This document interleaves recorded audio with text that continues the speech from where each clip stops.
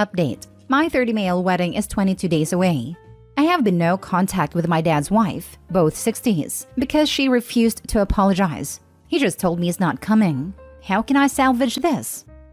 Original post. My stepmom, Debbie, is a narcissist. She has been awful to my sister, 28 female, and me since they got together 18 years ago, and my dad has only enabled her. It's 100% an abusive relationship. She is extremely controlling and horrible to him as well. 2 years ago on my birthday, she brought up something traumatic she did to me years before and bragged about it to say that her mistreating me is the reason I'm successful. I was angry. I worked with my psychiatrist to write a letter explaining my hurt and telling her that while I want a relationship with her, I will need an apology to move forward. She sent a letter back blaming me for a bunch of stuff from when I was a kid to justify her ill treatment and refusing to apologize. My response was, I'm sorry. I can't have a relationship if you don't respect me enough to apologize. My email inbox is open should you choose to apologize, but this is a hard boundary. Do not call, text, etc. Since then, the only communication has been her attempts to ambush me by picking up my dad's phone when I call him, leaving me aggressive voicemails and texts, or having my dad pressure me to meet her in person. I suffer from anxiety, and direct contact with her would only trigger an attack. About a month ago, she stole my dad's phone, read through our private conversation, then texted me from his phone. My dad, understandably angry, said he wanted a divorce, and that same day she finally did email me one sentence. I am sorry for hurting your feelings on your birthday. I responded also with one line, I appreciate the apology. Then, nada again, from either of them. My dad left town to get some space. As I mentioned, my wedding is in 22 days. And my dad emailed me 2 days ago with a long, insulting letter. Too much to type out, but the highlights are, boundaries are rude, and I'm selfish. My psychiatrist is a joke. Debbie has been punished enough, so get over it. How dare I only send one line back to Debbie's email? Debbie's the real victim. And how dare I not invite his wife to my wedding? Plus the exact sentence, obviously I'm not coming to your wedding. To be clear, I've heard most of these brought up over the past 2 years and have addressed them with him, but he just dismisses me as being angry and vindictive. Basically, as usual, he wants me to just make peace at the expense of my mental health while never holding Debbie accountable. I'm in a healthy headspace thanks to my psychiatrist and incredible fiancé. I know that my boundary is healthy and no amount of guilt tripping will make me feel bad about setting it. But how can I respond? Despite my intense anger over the letter, I still want him, but not her, at my wedding. I love my dad, and I'm so sad that one simple boundary is apparently enough to end our relationship. Edited to add, I feel like the letter was a trap. Either I cave to her and they both come, or I tell him no and it proves all they say about me and justifies him not coming. The letter wasn't sent by Debbie, although it has her fingerprints all over it. My sister confirmed my dad did, but she's on team make peace, it's tearing dad apart. That deserves another post. One thing I didn't mention, in the letter he said he doesn't want to come because how am I supposed to explain why my wife isn't there? Well, how am I supposed to explain he isn't there? It's mind-boggling. Now for the top advice before reading the update. I think you know they have made their choice. Why would you want them in your life if they cause you so much distress and they clearly don't respect you? Count it as them doing you a favor. They shouldn't ruin your wedding day and you are literally letting them. Your wedding day isn't about them, it's about you and your partner. Yep, it's time to go no contact with dear old enabler dad. These people will only get worse with old age. Then add grandkids in the mix and they will be even more of a nightmare. Hey Opie, may I suggest you read Adult Children of Emotionally Immature Parents? It's a relatively short book and you can get a free PDF online by Googling it. It has a lot of practical affirming advice for understanding and navigating exactly these kinds of relationships. I've also been in therapy for years and still found the book really useful and insightful. Hopefully you will too. Take care. I will look into it. Thanks for sharing. Sounds very helpful. Honestly, you're being way too dismissive of your dad's actions. He's hurting you and he knows it. He's hoping that if he hurts you enough, you'll cave. Tell him you're sorry to hear that, but that you understand and will send pictures if he wants. Oof, this got me good. You're right, although I hate to admit it. And no, he doesn't get anything from me if he doesn't come. It's unforgivable and I won't have a relationship with him. Hey bro, let me tell you a little bit about my story. My daughter is from my first marriage and my current wife and her do not get along. At all. My wife has told me numerous times, I'll find something to do. You go see her. She's your daughter. And I do. I know you're not a woman, but I hope you still get my point. Yep, and he is so afraid of her that he actively lies or hides when we would see each other, both then and now.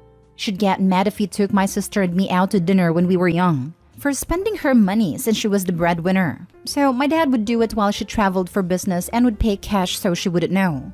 Even through this issue, we'd only ever meet for lunch and pay cash. He said, I feel like I have a mistress, and wasn't aware enough to see how messed up that is.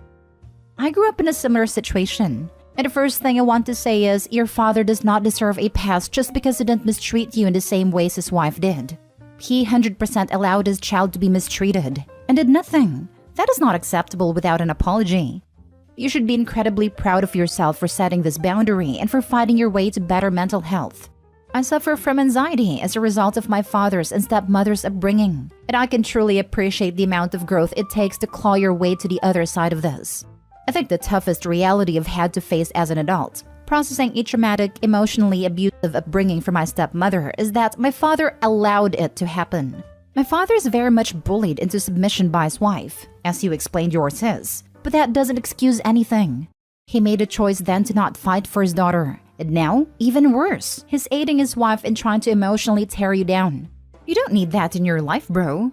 I got caught in the trap, for a long time, of believing my father was just trying his best and wasn't malicious in his intentions. But I now own the fact that thinking like that is what manipulators and narcissists prey on. He failed to protect his child from ongoing emotional mistreatment.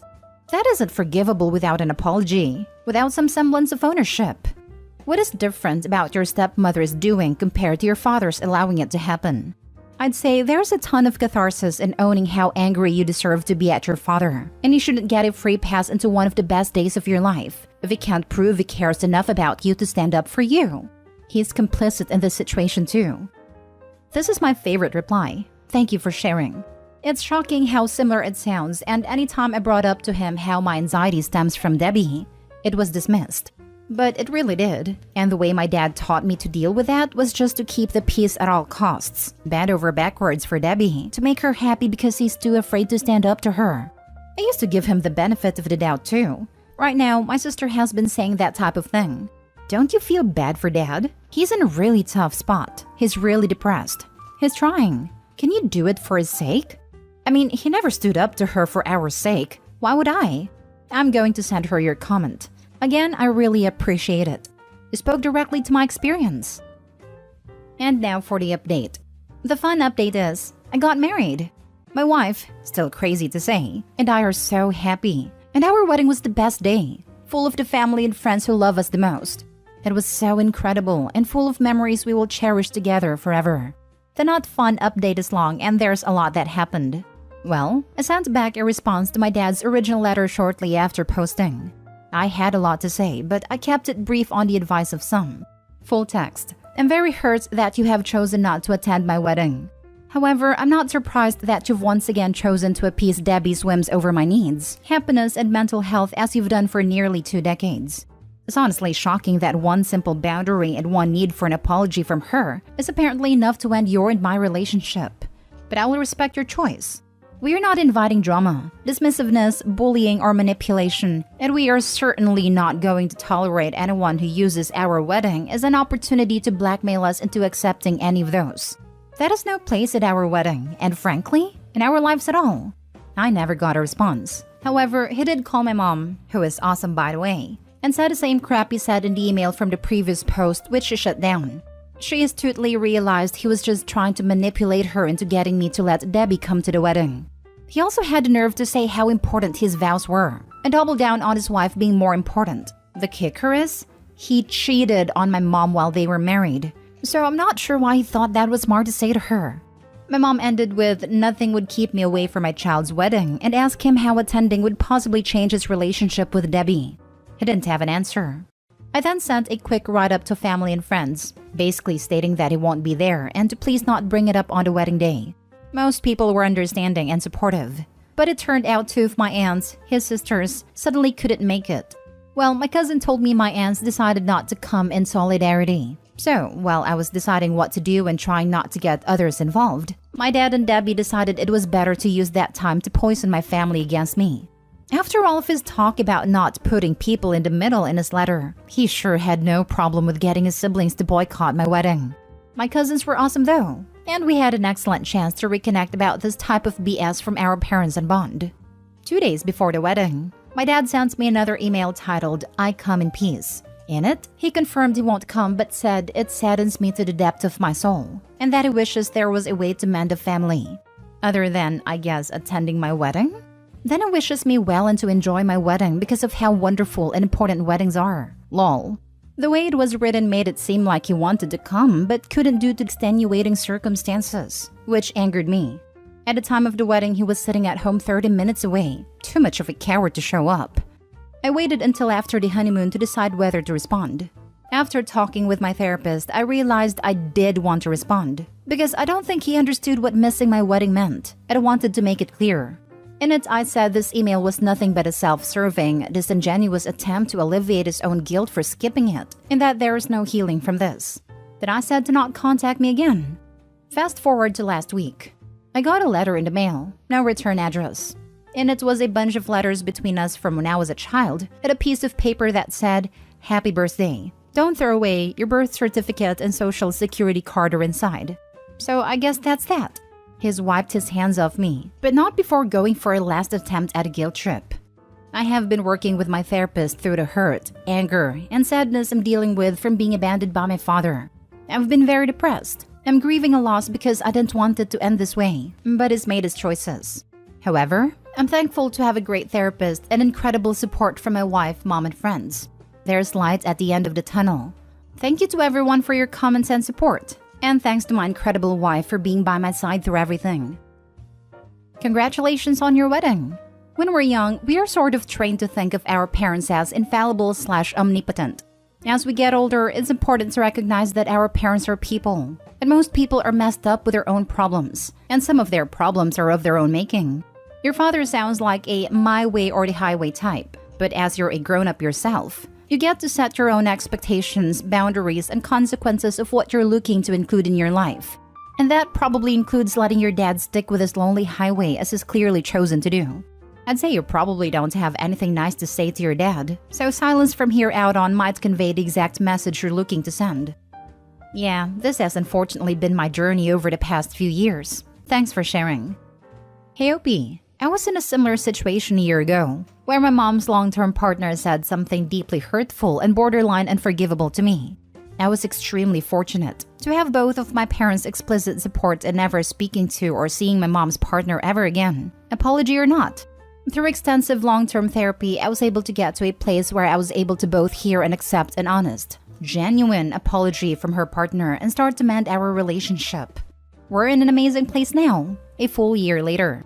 You have always offered this same opportunity of forgiveness through genuine remorse and meaningful change, but Debbie has done nothing to rise to the occasion and deserves no forgiveness or understanding. I was so violently depressed last year. It was also in a grieving process of sorts, even though I was dealt a much easier hand than you were. All this to say, I truly, deeply, with every bone in my body, think you made the right choice in drawing that line for your dad and his wife. I'm so sorry for your loss, and I hope you take your time in grieving and give yourself the grace you deserve. It took me many, many months and an amazing therapist to start to feel like myself again. All I can say is it gets better. And congrats on your marriage, Opie. I hope your wedding was absolutely beautiful.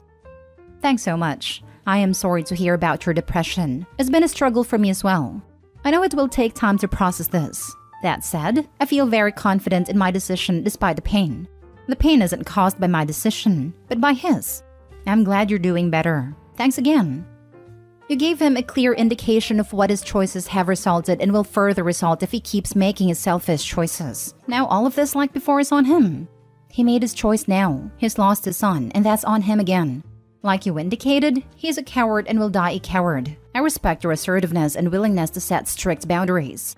You made the right decision in the end. Good luck with all. Thank you. It means a lot. Yes, I know he and Debbie are going to tell everyone who will hear how I'm wrong and mean and selfish and it's all my fault, but really it's on them. And this specifically is on him. They can lie about it all they want. The truth is the truth.